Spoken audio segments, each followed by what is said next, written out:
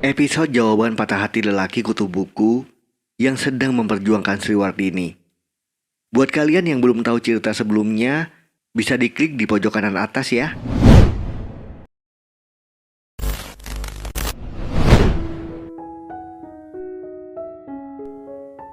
Di kedai kopi cepat saji ibu kota itu. Jaga dia baik-baik, sebaik aku pernah mencintainya. Jangan sakiti dia, sedalam dia pernah menyakitiku. Dia sudah memilihmu yang memaksakan diri merebutnya. Bukan salah kamu dan dia. Salahku saja yang tidak menyadari hal-hal yang sedang kamu dan dia rencanakan. Kini semua sudah baik-baik kembali. Tetaplah menjadi dua orang yang bahagia. Seperti saat begitu bahagianya kamu dan dia melihat betapa terlukanya aku. Dulu aku mengatakan kalimat itu kepada lelaki yang merebutmu dariku. 3 tahun lebih setelah pernikahan kalian, 3 tahun lebih setelah hari bahagiamu dan dia. Saat ketika aku harus membawa diriku begitu jauh mengembara. Aku lontang-lantung di kota yang asing, mencari diriku yang tidak lagi ku kenali waktu itu. Sebab seseorang yang kukira sepenuh hati mencintaiku, ternyata sedang mengatur siasat licik untuk mencampakkanku. Aku tidak bisa mencintai lelaki sepertimu. Hidupmu tidak jelas. Kau pikir menjadi pemain film terkenal itu mudah? Sudahlah, jangan lagi mengharapkanku. Kau tidak hanya menghancurkan perasaanku waktu itu, kau juga meremehkan impianku. Ternyata semua dukungan yang kamu berikan selama ini hanyalah sebuah kepalsuan besar yang tidak kusadari. Sriwardini, kau sama sekali tidak pernah benar-benar menerima diriku seutuh-utuhnya. Kau hanya menerima sebab kau tidak punya pilihan lain. Lalu setelah kau bertemu dengannya, lelaki yang kini kau pilih itu, kau mulai mengatur rencana bagaimana menyingkirkan aku secepatnya. Dan yang aku tak habis pikir, lelaki yang kini bersamamu itu juga dengan sengaja merebutmu. Dia bahkan tahu kalau waktu itu kamu masih menjalin hubungan denganku. Karena dia juga menginginkanmu. Dia menjadi lelaki yang sama sepertimu. Tidak hanya menghancurkanku, tetapi juga meremehkan impianku. Hei Bung, lelaki sepertimu tidak pantas mendampingi Sriwardini. Kau miskin sekali saat ini, Bung. Kau hanya punya bualan terlalu tinggi.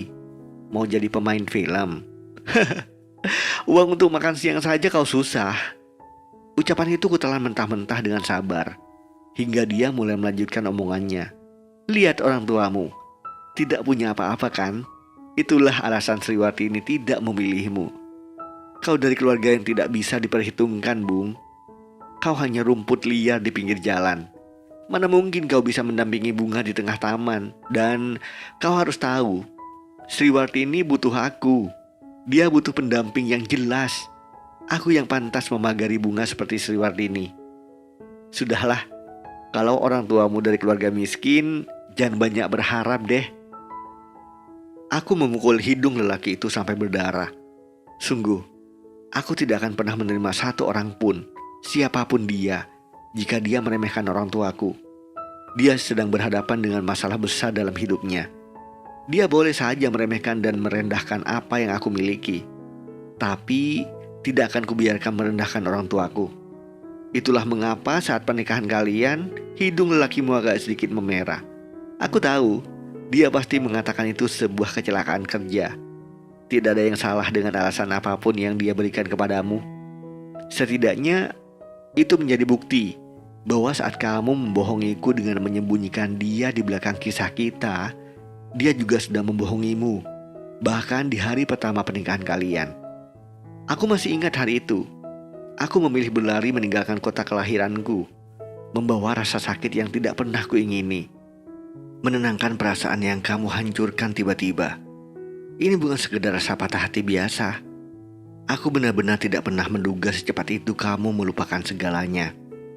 Aku berangkat hanya dengan uang yang cukup untuk ongkos bus. Sisanya hanya doa orang tuaku.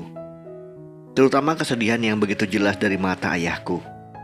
Hari itu, selain menyadari bahwa cintamu tidak pernah tulus, Aku juga menyadari satu hal, bahwa beberapa cinta di dunia ini ternyata memang bisa dibeli dengan uang, dengan harta, dengan jabatan, dan satu di antara cintamu itu adalah cinta milikmu, Sriwartini. Semua ucapanmu yang mengatakan cinta bisa menerima apa adanya diriku ternyata hanya kebohongan besar. Kamu menggadaikan apa yang aku rasakan kepada lelaki yang memiliki lebih banyak materi daripada aku hari itu.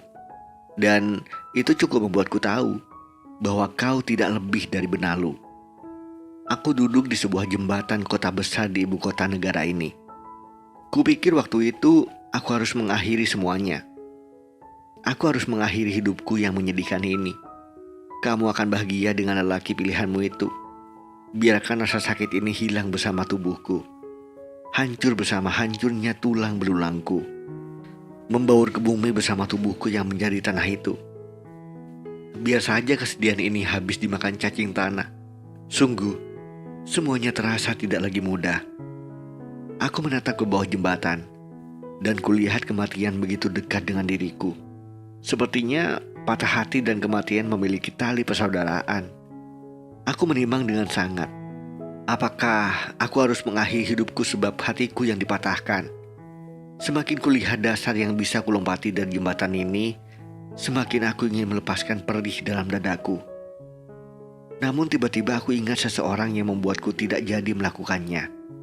Dialah ayahku, lelaki yang mengajarkan aku banyak hal. Aku ingat pesan ayah saat aku hendak berangkat meninggalkan kotaku. Saat dia melepasku dengan sedih, dia bahkan merasa tidak bisa lagi menenangkan hatiku. Aku menyesal patah hatiku telah menciptakan raut sedih yang begitu dalam di tatapannya, seolah dia ayah yang gagal sedunia. Kau tidak boleh mati sebelum mencapai cita-citamu, pesannya. Lelaki 40 tahun lebih itu memeluk tubuhku. Kurasakan sedih yang lebih dalam di dadanya. Kurasakan duka paling duka setiap detak jantungnya. Ayahmu ini boleh saja gagal menjadi orang kaya, seperti ayah-ayah yang lain. Tetapi ayahmu ini tidak boleh gagal memiliki anak yang berhasil mencapai cita-citanya. Sekarang, pergilah yang jauh. Kejar apapun yang ingin kau kejar. Kemanapun itu, berangkatlah.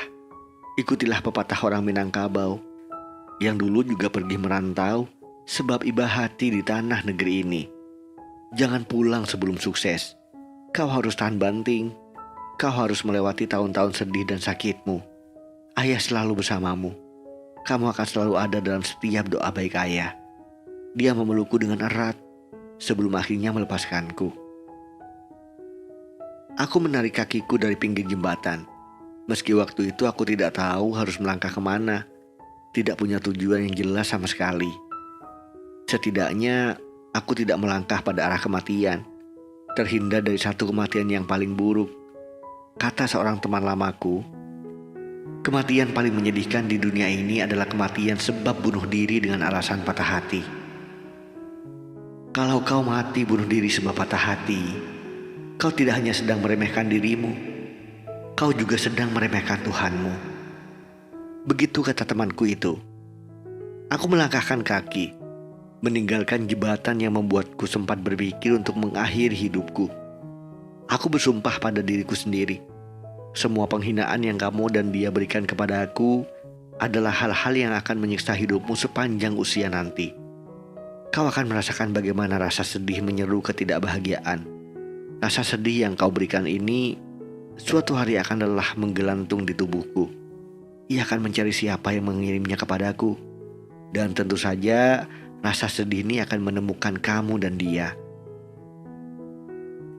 Jam menunjukkan pukul 2 dini hari. Aku baru pulang dari rentetan pekerjaan yang 2 tahun belakangan ini kugeluti. Aku memang belum menjadi pemain film seperti yang kuimpikan. Namun sudah cukup lebih baik daripada seorang pengangguran. Setelah malam menyedihkan di jembatan itu, aku bertemu seorang teman sekampung, seperantauan yang menampungku di kota asing ini. Kamu benar, aku memang tidak akan bisa menjadi pemain film. Semua terlalu tinggi untuk saat ini. Namun setidaknya, impian itu belum benar-benar mati. Aku harus realistis memang. Hidup di ibu kota tidak semudah yang aku bayangkan. Namun rasa sedih itu semakin hari semakin berkurang. Kini hari-hariku kuhabiskan dengan membantu mengelola satu kedai kopi di pinggiran Jakarta. Teman lamaku menjadi penanam modal untuk usaha itu. "Kau tunda dulu jadi pemain filmnya. Sekarang kau butuh makan," ucapnya sebelum memberiku pekerjaan di kedai kopi miliknya. Aku merebahkan diri, mengambil ponsel, mengirim pesan singkat kepada ayahku, mengabari bahwa aku masih baik-baik saja. Aku belum mati, sebab aku belum mencapai cita-citaku seperti yang ayahku pinta. Seperti biasa, pesan singkat itu akan dibalas pagi hari oleh ayahku saat aku masih tidur. 2 tahun berjalan, aku belum juga pulang ke kotaku. Ayah benar, aku tidak boleh pulang sebelum sukses. Aku harus bekerja lebih keras. Selain bekerja di kedai kopi milik temanku, aku mengisi waktuku dengan menulis sebuah novel. Entahlah, sebenarnya menulis novel ini hanyalah bentuk keisengan. Aku sama sekali tidak memiliki latar pendidikan di bidang tulis-menulis. Temanku yang menyarankannya, katanya menulis itu baik untuk menenangkan perasaan. Kupikir tidak ada salahnya. Karena itu setiap malam, aku meluangkan 2 hingga 3 jam di depan laptop yang dipinjamkan temanku. Laptop itu sebenarnya untuk urusan mengelola kedai kopi sih. Tetapi dia juga tidak melarangku jika ingin menggunakan untuk menulis. Atau apapun yang ingin kulakukan dengan laptop itu, selama tidak mengganggu pekerjaanku. 2 tahun belakangan, hidupku memang sangat monoton. Aku menghabiskan hari-hariku benar-benar seperti robot. Aku bangun pukul 9 pagi, lalu menonton film di laptop yang dipinjamkan itu hingga pukul 11 siang. Aku masih ingin belajar menjadi pemain film. Jadi, aku pikir satu-satunya caraku untuk terus belajar adalah dengan menonton. Pukul 11, aku beberes karena harus sampai di kedai kopi pukul 12 siang. Tentu, aku tidak mengelola kedai kopi itu sendirian. Kedai kopi itu sudah dibuka sejak pukul 9 pagi. Hanya saja, kewajibanku mulai dari pukul 12 siang hingga pukul 12 malam. Aku bekerja 12 jam. Jika dihitung, hampir setiap hari aku menghabiskan lebih dari 17 jam untuk bekerja. Menonton film 2 jam, mengolah kedai kopi 12 jam, menulis 2-3 jam. Aku hanya punya jam istirahat tidak lebih dari 4 jam. Dan itu kulakukan selama 2 tahun lebih. Kecuali 1 hari, setiap hari Minggu, aku libur bekerja dan memilih duduk di taman kota sembari membaca buku-buku. Hanya hari Minggu aku bisa memperhatikan kehidupan manusia dari sisi lainnya. Aku tahu kenapa aku begitu gila bekerja. Sebab aku tidak tahu lagi cara membunuh sedihku, selain menyerahkan diriku kepada kesibukan yang begitu banyak. Setidaknya, jikapun aku mati karena terlalu sibuk bekerja, itu bukan kematian yang menyedihkan sebab bunuh diri karena patah hati. Aku masih akan merasa lebih terhormat. Sebab, bekerja adalah ibadah. Dan sepertinya 2 tahun terakhir aku sudah terlalu banyak melakukannya. Ternyata bekerja sepanjang tahun melelahkan juga ya. Dan menyita pikiranku. Rasa patah hati itu sepertinya sudah benar-benar hilang. Bahkan saat kembali teringat kamu, aku merasa tidak sesakit dulu. Belakangan beberapa teman lamaku iseng mengirim foto mesramu bersama suamimu melalui pesan media sosial. Aku hanya membalas dengan emotikon senyum. Sebab aku tidak perlu menjelaskan apa-apa kepada teman-teman yang tidak mengerti apa-apa seperti mereka. Mungkin bagi mereka, patah hatiku hari itu tetap bisa menjadi bahan bercanda. Entahlah, sebagian teman memang tidak paham sebagaimana menjadikan dirinya merasakan apa yang teman mereka rasakan. Aku hanya memiliki sedikit orang teman yang cukup paham. Satu di antara yang sedikit itu barangkali adalah temanku yang memberikan pekerjaan mengelola kedai kopi miliknya. "Kau ingin berhenti bekerja?" "Tidak, ngapain?" jawabku. Entah apa yang ada di pikirannya ketika dia mengucapkan pertanyaan itu kepadaku. Apakah pekerjaanku mulai tidak baik? Ataukah dia memang sudah bosan memakai jasaku untuk mengelola kedai kopinya? Aku mencoba menerka apa yang ada di kepala temanku itu. Dia menatapku dengan teduh. Tatapan seorang sahabat yang tulus. Sama seperti 2 tahun lalu saat dia menemukanku lontang-lantung di pinggir jalan ibu kota. Dia menyelamatkanku dan memberikan aku pekerjaan yang membuatku tetap menjadi manusia. Apa aku melakukan kesalahan? Atau Kau merasa pekerjaanku kurang maksimal. Aku bisa menambah jam kerjaku jika selama ini aku masih belum maksimal. Aku menawarkan jam tambahan untuk bekerja. Sungguh, aku serius untuk hal itu. Lagi pula, 4-5 jam yang sebelumnya ku habiskan untuk menonton dan menulis bisa kupakai untuk fokus mengelola kedai kopi ini. Kau harus meneruskan impianmu. Dia menepuk bahuku. Aku masih belum mengerti maksudnya. 2 tahun ke belakang, kau sudah bekerja sangat keras. Kau bahkan hampir tidak menyisakan waktu untuk dirimu sendiri. Kau terlalu sibuk mengurusi kedai kopi ini. Kau bukan karyawanku. Kau temanku. Pekerjaanmu sangat baik. Jika berbicara urusan bisnis, aku tentu tidak akan melepaskanmu. Tapi sebagai teman, aku tahu kau bisa mendapatkan hal yang lebih dari ini. Kau masih punya impian, bro. Kau harus mengejar semua itu. Jelasnya kepadaku, masih dengan tatapan yang meneduhkan. Kau ingin aku berhenti kerja ya? Tanyaku memastikan. Aku masih belum mengerti maksudnya. Aku ingin kau meraih apa yang benar-benar kau cita-citakan. Aku tahu, menjadi seorang pengelola kedai kopi bukan impianmu. Kejarlah impianmu yang sesungguhnya. Aku tidak membalas ucapannya. Aku memeluknya selain ayahku. Barangkali dia adalah orang lain yang paling tulus kepadaku. Maaf, beberapa hari lalu, aku membaca draft naskah novelmu. Kupikir itu akan membuka jalan untukmu, ucapnya. Itu hanya cerita biasa saja, sahutku. Aku merasa tidak istimewa. Tapi, apa yang kau lakukan dengan hati, akan sampai ke hati. Jangan berhenti sampai di titik ini saja, bro, ucapnya. Dia memang tidak pernah berhenti menyemangatiku. Semua yang kau butuhkan, kau boleh bilang kepadaku. Kau sudah teramat berjasa pada kedai kopi ini. 2 tahun kau bahkan tidak mau menerima gaji yang lebih dari yang aku tawarkan dari awal. Sementara, kau bekerja melebihi apa yang aku mampu bayar. Sekarang, saatnya kau mengejar jalanmu sendiri. Dia meneguk kopi di meja itu. Aku benar-benar seperti menemukan malaikat di diri temanku. Dia bahkan tetap memberiku gaji meski aku tidak lagi membantu mengelola kedai kopinya. Sampai beberapa bulan, aku merasa tidak enak sendiri. Pukul 4 sore, 1,5 tahun setelah hari itu, aku duduk di sebuah kedai kopi. Sebuah novel terletak di meja di depanku. Ini bukan kedai kopi tempat aku bekerja dulu. Kedai kopi yang lain. Cerita yang kutulis itu ternyata menarik perhatian orang banyak.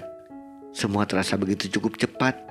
Setelah kerja keras yang cukup panjang itu, 5 bulan setelah aku berhenti bekerja, novelku terbit. Aku bahkan merasa heran saat salah satu penerbit buku ibu kota menelponku dan mengajakku bertemu. Aku merasa tidak pernah mengirimkan naskah yang kupunya ke penerbit. Namun setelah kubaca draftnya, itu benar cerita yang kutulis. Selidik demi selidik, sahabatku pemilik kedai kopi itulah yang mengirimkannya. Semuanya di luar dugaan, guys. Impian itu terasa seperti hadiah yang tak pernah aku duga. Aku menelpon ayahku. Tumben kau menelpon pukul 4 sore begini, ucapnya di balik telepon, guys. Aku sudah tidak bekerja lagi, ayah. Aku bulan depan akan pulang, ucapku. Apa kau putus asa? Tanya ayahku. Aku tersenyum mendengar pertanyaan ayahku itu. 3 tahun lebih berlalu dengan perasaan yang terasa begitu panjang, dan dia masih mengucapkan kalimat yang membakar semangatku. Tidak, jawabku singkat. Kalau begitu pulanglah. Jangan terlalu pegang ucapan ayah saat kau pergi. Kau tetap boleh pulang meski belum sukses, ucapnya. Lagi-lagi aku tersenyum. Baik ayah, aku tidak akan pernah menjadi anak yang membuat ayah kecewa lagi, ucapku. Teleponku tutup. Aku melirik novel yang ada di meja. Secangkir kopi yang menyisakan ampas dan sebudel skenario film dari novel itu. Bulan depan aku akan pulang ke kotaku, memerankan tokoh yang ada di novel itu. Novel yang aku tulis hampir 2 tahun lamanya. Novel yang membuatku tidak memiliki dunia lain selain menghabiskan waktu untuk bekerja. Sudah lebih dari 1 tahun setelah novel itu terbit, kini ia akan menjelma ke medium lain, menjadi film. Aku tidak tahu bagaimana harus bersikap nanti jika ternyata bertemu denganmu lagi. Beberapa hari lalu, aku mendengar kabar dari seorang teman yang sering mengisengiku dengan mengirim foto-fotomu bersama suamimu di pesan media sosial. Namun hari itu dia tidak memperlihatkan kemesraanmu dengan suamimu. Dia mengirim fotomu yang berwajah memar, lalu menuliskan, Sriwardini dipukuli suaminya hingga babak belur. Sekarang sedang berurusan dengan pengadilan. Aku menarik nafas dalam membaca pesan itu.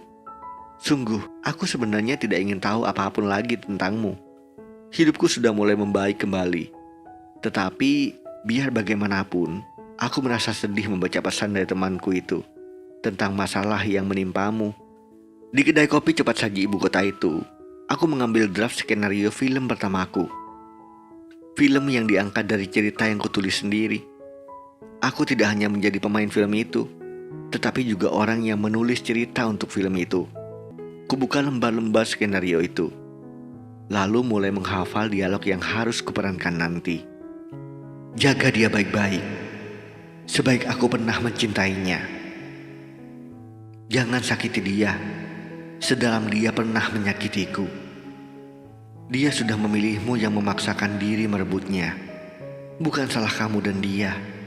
Salahku saja yang tidak menyadari hal-hal yang sedang kamu dan dia rencanakan. Kini, semua sudah baik-baik kembali. Tetaplah menjadi dua orang yang bahagia. Seperti saat begitu bahagianya kamu dan dia melihat betapa terlukanya aku dulu.